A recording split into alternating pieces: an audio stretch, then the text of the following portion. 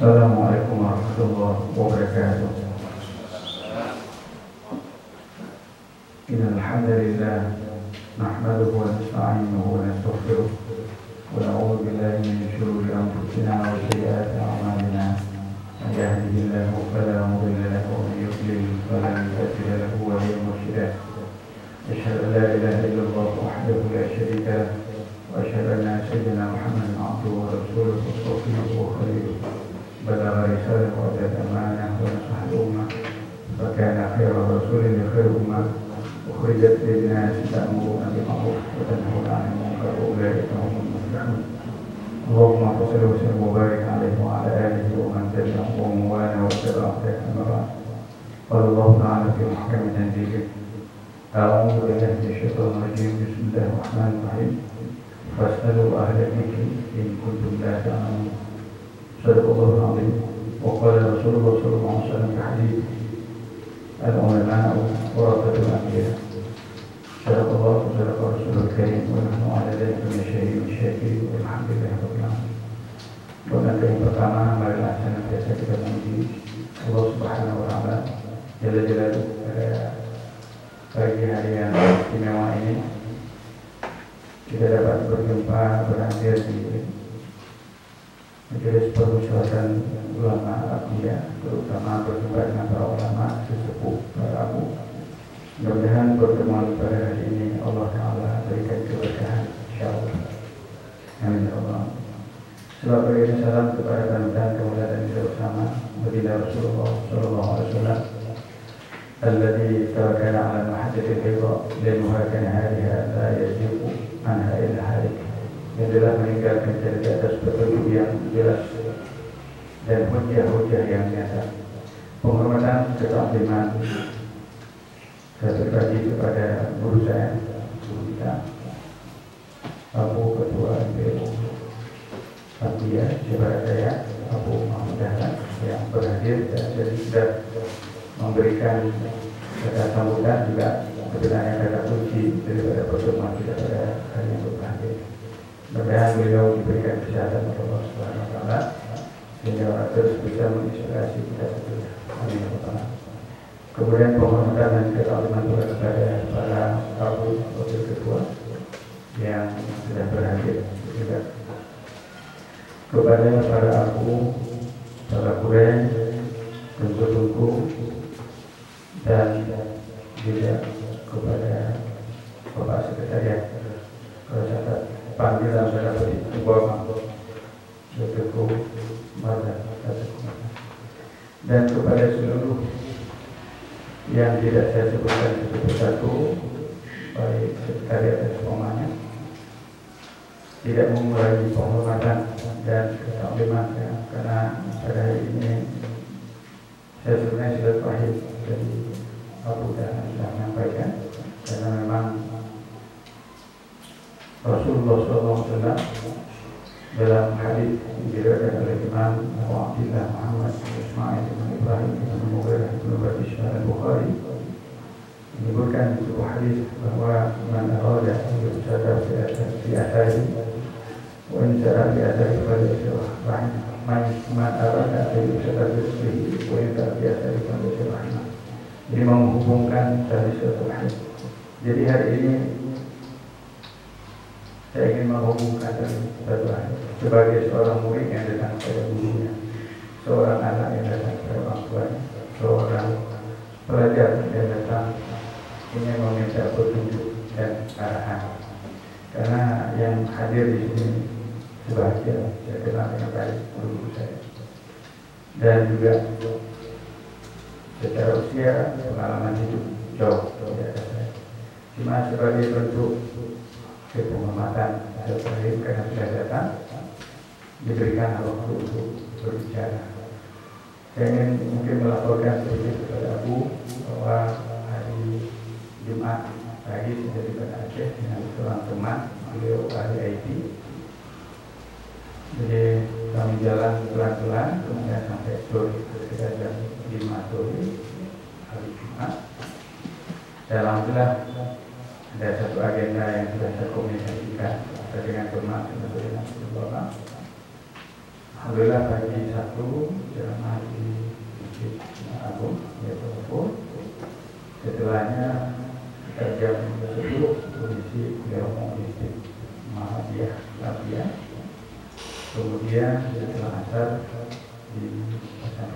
ya. Kemudian di hari Minggu acara suli Tabia, dan di Seninnya kemarin ke Tapatuan. Ke Tapatuan ada agenda mengisi kuliah umum di Tapatuan. Alhamdulillah, sudah dulu di Tapatuan, dan insya Allah mohon izin besok harus saya memperkenalkan akan berangkat ke kembali bertolak ke Banda Aceh. Namun mungkin akan singgah di lalu Uridin untuk mengisi juga jawab kuliah umum dengan HPI Prodi HPI Inayah. Jadi ada beberapa agenda yang cuma mungkin bisa berkata semua, dan saya merasakan bahwa sangat senang bisa berhadir di hadapan guru-guru saya. Dan sebenarnya apa yang ini memang ada coretan-coretan terbawa. Sebenarnya saya tidak ingin membawa coretan-coretan ini karena memang sudah jelas semuanya. Jadi Abu Dahlan sudah dengan jelas dan lugas menyampaikan kepada kita, dan dari apa yang beliau paparkan sebenarnya sudah kesimpulan sudah ada. Tapi karena sudah datang, mungkin untuk mengisi waktu sambil kita duduk sejenak nanti bersilaturahim dan seterusnya, tentu ada persoalan ketika kita sudah duduk ngobrol lama, mungkin ada hal-hal yang patut kita diskusikan. Namun di sini lebih kepada sharing ya. Baik. Jadi ada makalah sederhana yang saya coret-coret, nanti mohon koreksinya. Ini makalah ini sebenarnya pernah saya sampaikan juga bersama dengan para jurnalis atau para wartawan yang ada di Banda Aceh, dan mereka buatkan tulisan sehingga disebutkan dalam tulisannya fatwa sebagai solusi persoalan umat. Kan tidak mungkin mengambil garam buang ke lautan.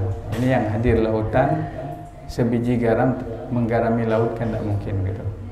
Jadi mohon maaf, mohon izin para guru-guru semua kalau saya berbicara sejenak mungkin agak lebih panjang dari Abu berbicara tadi, karena sebenarnya saya harapkan Abu lama memberikan pengantar, tapi beliau mungkin karena lebih tua memberikan kepada yang junior lebih waktunya gitu. Jadi nanti di mana ada kesalahan atau kekeliruan pandangan, saya tidak khawatir karena guru saya atau guru-guru saya hadir di sini. Jadi makalah sederhana ini sudah sama-sama kita maklum, itu sudah lama pesantren dan seterusnya sudah biasa hal-hal seperti ini. Tapi ini bentuk merefresh atau mengingat kembali, mengulang kaji. Mudah-mudahan termasuk dalam bab Mudzakaratul Alim. Judulnya adalah kedudukan fatwa dalam Islam. Ya.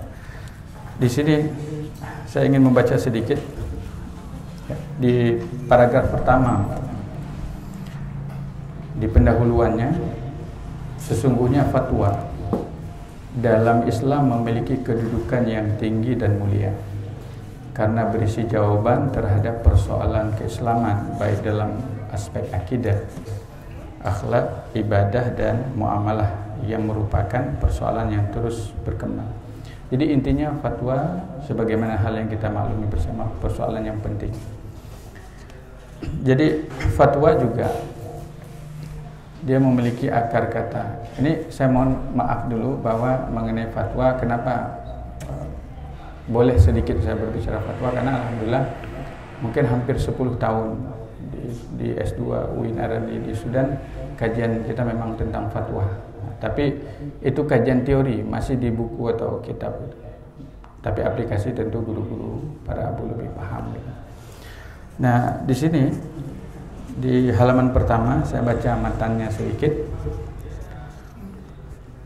Qala fa inna mansab al-ifta mansabun syarifun tawallahu Rasulullah sallallahu alaihi wasallam fima tawalla min manasib katsira kal qada wal hukm al-a'la bil idafa ila da'wah wal imamah wa ghairiha mimma dzakarahu Imam Al-Qarafi fi kitab al-Mati al-Furuq وفرق في كتابه في فصل جعله لذلك بين النبي مفتيا والنبي قاضيا والنبي داعيا والنبي رئيسا للدولة والنبي قائدا للجيش والنبي إماما للصلاة فقد اجتمع فيه صلى الله عليه وسلم كل مقام. قال النووي الإمام النووي رحمه الله رحمة واسعة يعلم أن وظيفة الإفتاء عملية خطيرة ومكانها سامية وفضلها عظيم لأن المفتي هو وارث النبوة ويقوم مقام فرض الكفاية كما عبر عنه ابن القيم حيث قال إلى آخر. Jadi dalam matan yang saya kutip di sini sesungguhnya fatwa itu adalah mansab syarif, kedudukan yang mulia. Jadi ketika kita berinteraksi dengan fatwa atau pada posisi anggota MPU adalah posisi yang mulia sebenarnya.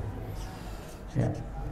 Karena posisi ini Rasulullah juga tawallahu. Jadi Rasul di antara banyak posisi Rasulullah, beliau seorang qadhi, beliau seorang hakim, beliau seorang dai, beliau seorang imam pimpinan negara. Nah, salah satu posisi beliau adalah mufti. Anggota MPU kalau bahasa kita lah dalam tanda petik. Sebagaimana disebutkan oleh Imam Al-Qarafi. Imam Al-Qarafi seorang imam besar dalam mazhab Maliki. Ada kitab beliau Al-Furuq. Ini sudah ditahqiq oleh Syekh Abdul Fattah Abu Qudda dalam tahqiqan yang bagus, dan juga sepertinya Syekh Ali Jum'ah di Mesir, mantan mufti Mesir, juga mentahqiqnya. Dan Syekh Al-Qarafi ini farraqa, beliau memisahkan makna bahwa Rasulullah dalam kitab Al-Qarafi disebutkan dalam sebuah pasal bahwa Nabi seorang mufti memberikan fatwa pandangan hukum, beliau seorang qadhi yang memutuskan persengketaan, beliau seorang dai, itu masyhur sekali, kemudian raisad daulah, beliau juga pemimpin yang mengatur negara, Rasulullah SAW, dan beliau juga qaid, jenderal di medan peperangan, dan beliau seorang imam salat tentunya. Dan faqad ijtama'a, jadi berkumpul pada pribadi seorang Rasulullah itu berbagai macam aspek di sana. Jadi kalau kita seorang ayah, Rasul seorang ayah, seorang pemimpin, Rasul seorang pemimpin, seorang ulama, Rasul juga seorang ulama. Jadi uswah hasanah. Sehingga Imam An-Nawawi, ini tentu Imam An-Nawawi sudah maklum, dan Abu juga mengajarkan kita demikian, bahwa beliau mujtahid tarjih, seorang alim dalam bidang fikih, seorang alim dalam bidang hadis, seorang alim dalam bidang lughah, banyak kitabnya, Majmu' Syarah Muhadzab dan lain-lain. Nah, di sini Imam Nawawi menjelaskan bahwa kedudukan ifta atau memberikan fatwa amaliyah khatirah, hal yang penting, berbahaya misalnya, dan kedudukannya itu tinggi sekali dan keutamaannya juga tinggi. Memberikan fatwa, jadi satu fatwa kemudian diikut oleh yang lain. Kalau fatwa benar, berarti semua pahala orang mengamalkan, maka akan kembali kepada kita. Sehingga disebutkan bahwa mufti warisun nubuwah, merupakan pewaris para nabi. Jadi sesudah tidak ada orang lain yang mewarisinya, itu adalah para ulama, orang-orang yang memberi fatwa, ila akhir dan seterusnya. Nah, di dalam coretan ini juga di halaman selanjutnya, mungkin singkat-singkat karena sudah maklum bagi kita semua, ada syarat dan etika mufti. Syarat maksudnya syurut, syarat-syarat. Kalau kita sebut mufti pada masa yang lalu lebih identik dia mujtahid, orang berfatwa menggali langsung dari Al-Quran hadis, itu sebenarnya mufti, faqih, mujtahid, itu maknanya. Tetapi pada era mutaakhirin, menurut Syekh Ramadan Al-Buti dalam karyanya, orang-orang yang memberikan jawaban hukum karena tidak sampai pada level mujtahid mutlak, maka disebut dengan mufti. Jadi kalau ada orang yang bertanya kemudian dijawab, jawaban itu fatwa, dan orang yang bertanya mustafti, yang menjawab mufti, memberikan fatwa. Nah, ada syarat, ada prasyarat sehingga seorang lain. Syarat ini maklum, kita baca dalam kitab Nafahat, kitab usul fikih dijelaskan. Tentu syarat ijtihad umumnya dijelaskan, Imam Syafi'i dijelaskan, Syekh Ahmad Khatib Minangkabau dijelaskan, dan banyak para ulama. bisa dilihat ya. Dan ada beberapa syarat: menguasai Al-Quran, hadis, berinteraksi dengan Al-Quran, hadis, usul fikih ya. Dan seumpamanya lah ilmu-ilmu yang sudah masyhur. Jadi dibedakan, memang di sini kita membedakan antara syarat dan etika. Syarat lebih kepada syarat kelayakan. Kalau etika dia kepada adab. Adab maknanya lebih kepada kepribadian seorang mufti. Karena seorang ulama dia memiliki aturannya, etika dan attitude dan seumpamanya. Jadi syaratnya lebih ke syarat keilmuan. Kalau etika atau adab ke prasyaratnya disebut dengan, di dalam literatur demikian. Nanti boleh misalnya dilihat dalam karangan Syekh Abdullah Yusuf Al-Qaradawi atau para ulama yang lain, termasuk Imam Nawawi. Kemudian yang terakhir nanti kita diskusi sajalah penyebab kekeliruan fatwa. Jadi dalam fatwa itu ada hal-hal yang menyebabkan keliru dalam berfatwa. Ada seorang ulama di daerah Irak, namanya Syekh Sa'id Al-Baghdadi. Ini bukan Al-Baghdadi yang itu ISIS, bukan. Ini Syekh Sa'id Al-Baghdadi, pengarang kitab. Nama kitabnya Mazalik Al-Iftah, seolah-olah Al-Fatwa. Mazalik, tergelincir. Ada hal-hal yang bisa menyebabkan seorang tergelincir dalam fatwa. Beliau sebutkan satu kitab, sekitar mungkin 200, tidak terlalu tebal, sekitar 200 halaman kurang sedikit. Kalau Syekh Qaradawi, kenapa kita sebut Qaradawi? Karena memang Syekh Qaradawi ini banyak dia tulis tentang hukum Islam, tidak bisa kita nafikan. Walaupun memang pandangan-pandangan beliau mungkin ada yang di luar daripada 4 mazhab, karena luas kajiannya, termasuk dilihat dalam fiqh zakat. Mungkin kita lebih nyaman kalau kita sebut Syekh Wahbah Zuhaili. Syekh Wahbah Zuhaili, beliau mudah memang diterima pandangan beliau karena mirip dengan metodenya Imam Nawawi, tidak keluar daripada 4 mazhab tersebut. Sehingga dalam istilah, kalau boleh kita istilahkan, Syekh Nawawi Al-Bantani dalam kitab Nihayatul Zain fi Irsyadil Muhtadiin, di bagian awal itu sebutkan kalau Ahlus Sunnah berarti mengikuti salah satu mazhab di antara mazhab yang 4. Kemudian dalam bidang akidahnya berarti akidah Imam Abu Mansur Al-Maturidi atau Imam Asy'ari ya, seperti yang kita pelajari. Kemudian dalam bidang tasawufnya ada tasawuf Imam Junaid atau lebih mendetailnya oleh Imam Al-Ghazali. Ini mungkin yang sudah masyhur, yang disepakati lah demikian. Jadi ada penyebab kekeliruan fatwa. Jadi fatwa nanti boleh dibaca futiyah, ada pandangan demikian, ada yang baca fatwa. Jamaknya boleh disebut dengan, ada yang baca jamaknya fatawa, ada fatawi. Biasa fatawi lebih benar bacaan, tapi taskhil berat dibaca, jadi baca fatwa atau fatawa. Jadi penyebab kekeliruan ada beberapa, saya tidak sebut karena sudah di print, nanti bisa dilihat oleh guru-guru para ibu sekalian. Jadi, mufti tidak memahami nas dengan benar itu atau sengaja melupakan nas. Artinya fatwa berdasarkan ilmu tentu ada landasan. Ya. Ini sudah maklum. Dan seterusnya, ya, ada kesalahan dalam pentakwilan atau pemahaman yang keliru. Takwil dipakai. Takwil ini tafsir.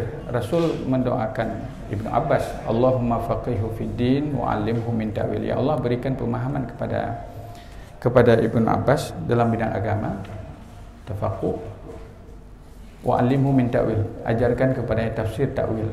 Walaupun makna takwil ini sarful lafaz, memindahkan makna, mengambil makna yang jauh daripada makna yang dekat karena karinah. Contoh ketika kita membaca ayat sumastawa 'alal 'arsy, Allah beristiwa, semayam, dan tidak mungkin kita sebut Allah duduk. Maka dia ambil makna yang jauh, lebih ahkam oleh kalangan khalaf adalah dia ambil makna istaula, menguasai. Walaupun dalam tanda petik nanti Allah menguasai dari siapa, kalau orang mungkin yang agak tidak sepaham gitu. Makanya metode salaf aslam nu'minu bihi, kita beriman dengannya sebagaimana tertulis min ghairi kaifin, tapi bagaimananya serahkan kepada Allah. Ayatnya ada, hadisnya ada, tapi bagaimana serahkan kepada Allah. Allahu a'lam muradi. Kemudian yang terakhir, ada hal yang juga menarik di sini, bahwa ada faktor-faktor menjelang terakhir, faktor-faktor perubahan fatwa. Fatwa ini bisa berubah. Maka disebutkan karena ada fatwa mungkin pada masa Syekh Abdul Rauf Singkil, atau ada fatwa sebelumnya pada masa imam-imam terdahulu misalnya. mungkin ketika diterapkan sekarang agak sedikit rumit. Contoh sederhana sajalah. Kita jual beli harus ada akad, ada kabatnya, ada pembeli, penjual, ada taslimnya.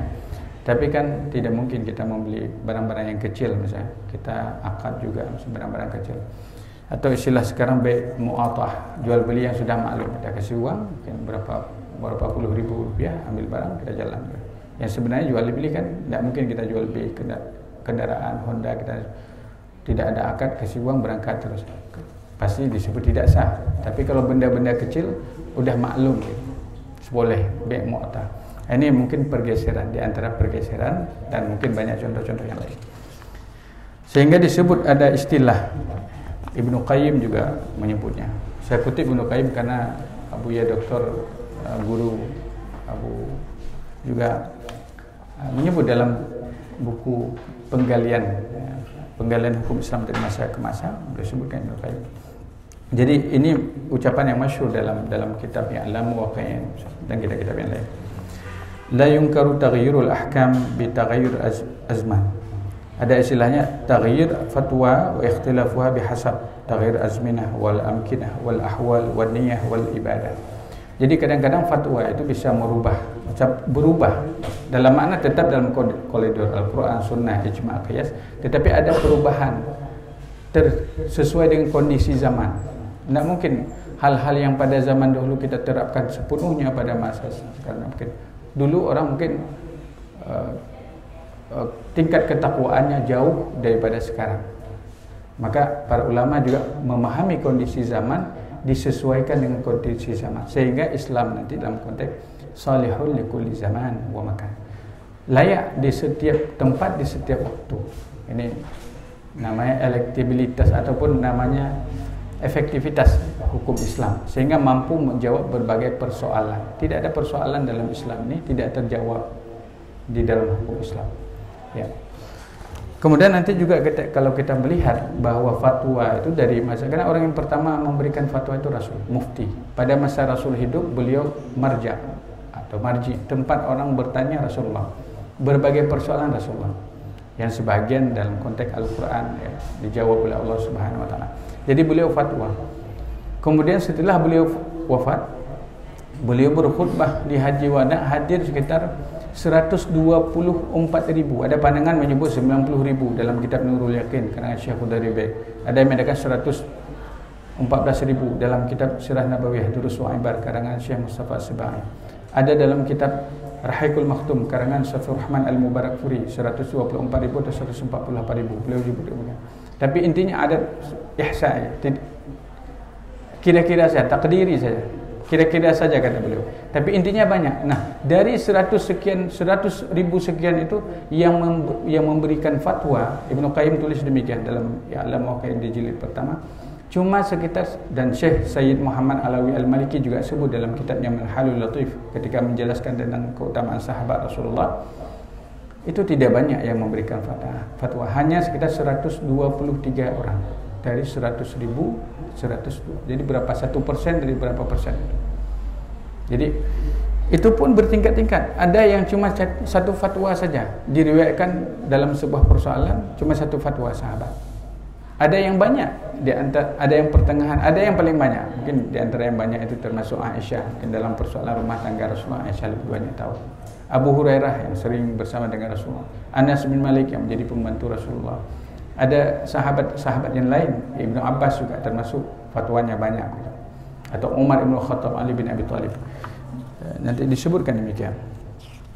Jadi fatwa mesti ada perubahan, tapi dalam konteks tentu tidak kebablasan sehingga mengarah kepada liberal atau mungkin terlalu rigid. Ini juga susah. Intinya kembali kepada huwiyah, identitas, yaitu Al-Quran dan Sunnah. Tapi siapa yang menjawabnya? Tadi di awal Abu juga membaca ayat, "Falaula nafara min kulli firqatin minhum li ta'ifatun yatafaqahu fi din wa yundiru qawman bidaratu la'allahum yahdharun." Ada satu kelompok, ya tidak semua. Kalau ada perang pun di Palestina, tidak semuanya ikut berperang. Harus ada bagian yang mengkaji masalah-masalah hukum. Dalam keadaan yang perang pun harus ada tafaqquh fi din. Dan ini juga mengilhami para ulama-ulama Aceh dari tempo dulu itu. Ulama Aceh dari masa Syekh Abdul Rauf Singkil atau pada perang Aceh 1873 sampai 1903 berperang, para tengkucik berperang. Tapi di 1903 mereka mengalihkan perang dari perang persenjataan secara besar-besaran, membangun lembaga pendidikan. Ada Tengkucik Lambira, ada Tengkucik Lam Jabar, ada Abu Kurungkali, ada Abu Indrapuri, yang kemudian pada masa yang lebih modern, 1940-an, yaitu Abu Ya Mudawali. Para abu, tungku-tungku, guru-guru sekalian yang telah muliakan. Yang terakhir, nanti kita berdiskusi lah. Kalau bisa jawaban berdiskusi, nanti yang menjawabnya Abu Hasan. Baik, yang terakhir ini kita tulis gagasan fatwa dalam konteks kekinian. Di dalam kampus atau akademis, dalam tataran akademis mungkin melihat sesuatu itu lebih tidak melihat kepada dogmatis. Maka di sini saya kutip pandangan dari Profesor Al-Qadri Azizi. Judul bukunya Reformasi Bermazhab. Maksudnya lebih identik ke mazhab Syafi'i. Jadi beliau sebutkan bahwa ini langkah-langkah. Tentu kita boleh sepakat, boleh tidak. Ini pandangan. Yang pertama, lebih mementingkan atau mendahulukan sumber primer dalam sistem bermazhab atau dalam menentukan rujukan dalam mazhab Syafi'i umpamanya, agar menekankan untuk mengkaji secara intensif, serius dan kritis kitab-kitab karya Imam Syafi'i sendiri. Ada pandangan demikian, sehingga ketika ada pandangan demikian nanti seolah-olah terpisah antara Syafi'i dengan Syafi'iyah, padahal tidak demikian. Nah, Imam Syafi'i mungkin ada kitab ada kitab Ar-Risalah, ada kitab beberapa kitab yang lain, Al-Imla dan yang lain, seperti yang tertulis dalam buku Kiai Sirajuddin Abbas misalnya. Tapi kan jarang orang langsung berinteraksi dengan walaupun sudah diterjemah. Kenapa? Karena memang ada hukum-hukumnya itu yang belum diklasifikasi, yang mana yang muktamad dalam mazhab, yang mana yang dalilnya lebih kuat, yang mana mazhab jadid bukan mazhab qadim. Sehingga dalam hierarki mazhab Syafi'i ini saya lampirkan semacam suplemennya lah, cuma 2 halaman, tapi ini bukan tulisan saya, terjemahan dari tulisan Syekh Ali Jum'ah Mesir. Syekh Ali Jum'ah Mesir, beliau tulis buku tipis, tidak tebal, judulnya Madhab Imam Syafi'i fi Madrasatai. Imam Syafi'i dalam 2 madrasah beliau, maksudnya qaul qadim ketika beliau di Irak, pandangan beliau yang qadim ketika di Irak, maupun qaul jadid ketika beliau berada di Mesir. Tapi yang paling tuntas memang mengkaji mazhab qaul qadim, qaul jadid dan mazhab Syafi'i secara utuh itu ulama Indonesia dari Betawi, namanya Syekh Dr. Nahrawi Abdul Salam atau Dr. Nahrawi. Kitabnya Mazhab Imam Syafi'i fi Madhhabai Qadim wal Jadid, dicetak sekitar tahun 1970 sekian, hampir semasa dengan Abu Ya Muhyiddin Wali. Karena Abu Ya Muhyiddin 1971 64 sampai 71. Jadi Syekh Nahrawi karang kitab tebal dan diakui kitab tersebut di Timur Tengah. Sehingga Dr. Ali Jum'ah sendiri, Syekh Ali Jum'ah mengutip dari kitab Dr. Nahrawi itu. Orang Betawi, wafatnya Betawi. Di sini di suplemen saya sebutkan ada pandangan Syekh Ali Jum'ah, juga bukan pandangan beliau ambil dari Imam Ibnu Hajar Haytami, tapi saya tidak temukan nasnya. Jadi Syekh Ibnu Hajar Haytami menyebutkan bahwa qaul, aqwal atau pandangan-pandangan mazhab sebelum Syaikhani, sebelum Imam Rafi'i dan Imam Nawawi belum bisa dijadikan sebuah pegangan. Ini pandangan. Jadi ketika sudah diteliti atau dikaji oleh Rafi'i dan Nawawi, maka ini jadi ittifaq mereka, itulah jadi fatwa. Apabila duanya tidak sepakat, maka Nawawi lebih ditarjih daripada Imam Rafi'i. Walaupun dua-dua imam ini punya kitab banyak. Imam Nawawi Majmu' Syarah Mu'adzab, yang khusus kitab Minhaj, sehingga Minhaj dapat prioritas banyak. Puluhan para ulama kan Mahalli juga dari Minhaj, Mughnil Muhtad, Tuhfah Muhtad dan semuanya. Kemudian apabila mereka tidak punya pentarjihan, baru turun kepada Ibnu Hajar Haytami. Kalau Asqalani hadis, imam besar dalam bidang hadis, Fathul Bari Asqalani. Haytami atau ditulis di Mesir itu Haytami. Beliau Tuhfah. Ini kitab mungkin paling tinggi untuk hierarki kitab di Hidayah, kitab Tuhfah. Sesudah Fathul Wahab kan. Kemudian ada Ramli, ada Syihabuddin Ramli, Syekh Syihabuddin Ramli dengan Syekh Ibnu Hajar Al-Haytami, satu peringkat juga. Tapi kalau berbeda, maka sebagian mentarjihkan pandangan Ramli. Orang Mesir tarjihkan Ramli. Karena Mesir, Syekh Ramli orang Mesir. Kitab Nihayah. Kalau orang Yaman, termasuk kita mungkin di Indonesia ini, tarjihkan Tuhfah, lebih mendahulukan Tuhfah. Bahkan Nihayah hampir nggak pernah kita lihat. Kecuali orang-orang yang memang suka memiliki koleksi kitab membelinya. Kemudian kalau mereka tidak ada pandangan, baru turun kepada nanti ada Syekhul Islam, bukan Ibnu Taimiyah, Syekhul Islam Zakaria Al-Ansari, kitabnya Fathul Wahab, Bujairimi dan sebagainya. Kemudian baru Hawashi, Hasyiah, ada Hasyiah Syabra Malisi, Umairah, dan Al-Mahli dan sampai yang lain-lain. Jadi itu. Tapi kalau ada kitab kontemporer juga menarik, bisa menjadi referensi untuk kajian. Kitab Fiqhul Manhaji, tapi tipis 3 jilid. Karangan ulama Syria, para doktor dari Syria, masih hidup sebagian dan sudah wafat. Yaitu Fiqhul Manhaji. Menarik karena mengambil langsung kitab-kitab dalam kajian Syafi'iyah semuanya. Tapi ada kadang fakta-fakta menarik. Tapi tidak apa-apa, nanti ini ada Abu. Jadi beliau sebut di sana, kalau bayar zakat fitrah boleh dengan uang. Tapi nanti kiasnya kemana Allah. Tapi disebut begitu dalam kitab Fiqhul Manhaj. Ya, tapi yang paling lengkap ini kitab namanya Al-Mu'tamad fi Fiqh Syafi'i, karangan Syekh Profesor Dr. Muhammad Mustafa Zuhaili, adiknya Wahbah Zuhaili, adik Syekh Wahbah. Kitab tebal 5 jilid. Sudah diterjemah oleh penerjemah Ustaz Abdul Hayy Al-Katani. Jadi kalau kita kitab yang lain fikih sunnah, ini maklum ya bagi kita semua sebetulnya.